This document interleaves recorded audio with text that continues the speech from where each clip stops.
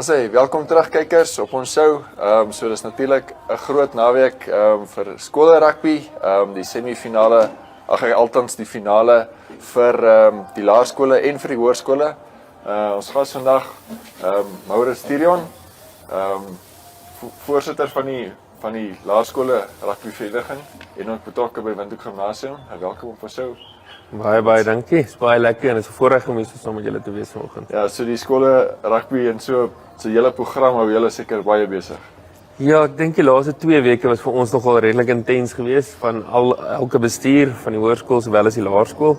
So ek dink ons is redelik besig geweest. Ons het nogal moeite ingesit om hierdie jaar baie spesiaal te maak. So ek dink ek het nou net die Maison boekie gesien wat ook nou geprint is en dit lyk ongelooflik. So ja, baie opgewonde oor dit.